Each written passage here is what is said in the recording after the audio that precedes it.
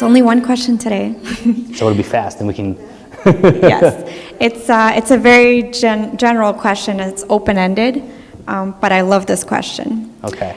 Is God's kingdom really available to anyone? Is God's kingdom available to anyone? Let's go some Russian translation if you would help. I was going to translate in Russian, but... Is God's kingdom available to anyone? That's a good question, but yeah, it's also kind of an open-ended question a bit. I'm not exactly sure where people are coming to, because some people ask this based on things like Reformed theology and predestination, or other people may be asking this of themselves, like, am I good enough to be in God's kingdom?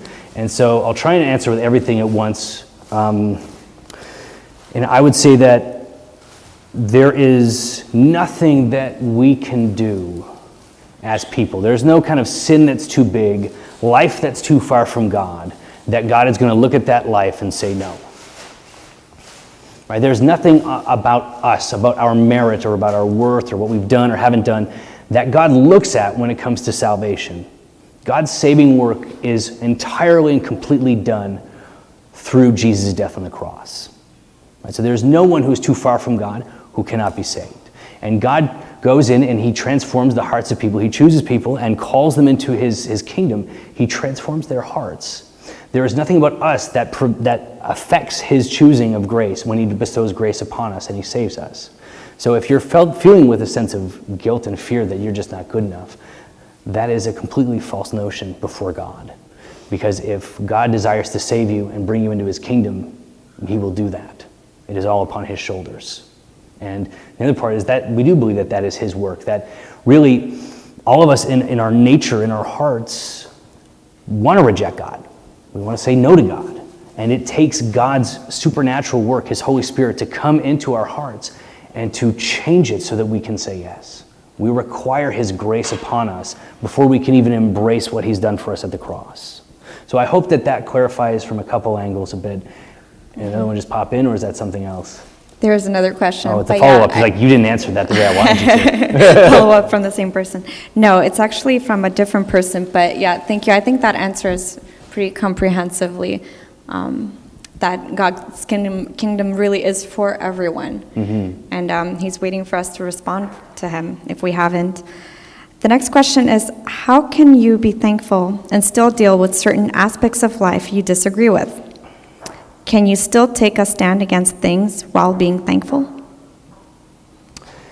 Yeah, no, if I understand that question right, like if there are things that are going on in life that are unjust or wrong, we should be standing against them for sure.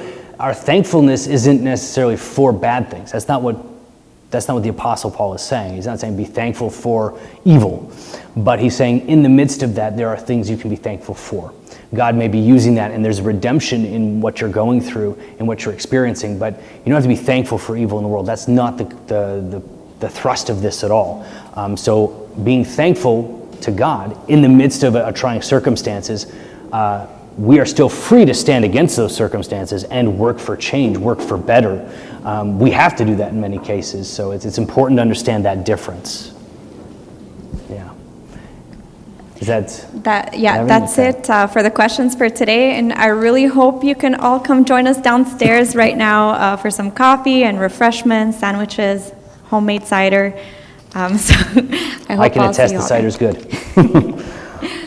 All right, then with that note, we're good on time, but as you know, some of the other church that's coming in are starting to feed in here a little bit, so they want us to kind of pack up and get downstairs as quickly as possible. So just like last week, guys, anyone who is free, able-bodied, can kind of help, just come, please speak to me, and let's try and clean up this upstairs sanctuary as quickly as we can, and then go and continue our fellowship downstairs. So I'd appreciate any volunteers, and 100%.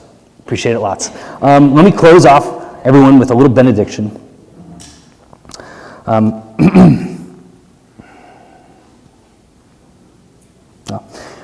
So Voyage Church, may the Lord direct your hearts to God's love and Christ's endurance. Guys, happy Thanksgiving. Thank you for spending it with us this morning. Voyage Church, you are saints.